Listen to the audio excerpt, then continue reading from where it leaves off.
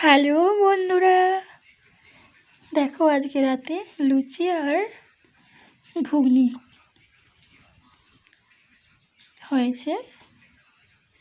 Dinner করব আমরা। আমাদের লুচি, রুটি, পরোটা যাই হোক না কেন, ভাতটা একটু করতে হয়, কারণ মা এইসব খায় না। মা ভাত খায় রাতে। লুচি লুচি ফুলকো লুচি, হাতে গরম লুচি, আমি পাতে গরম লুচি।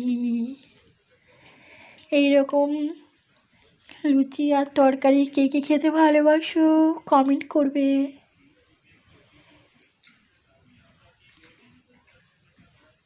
টাটা, সবাইকে গুড নাইট।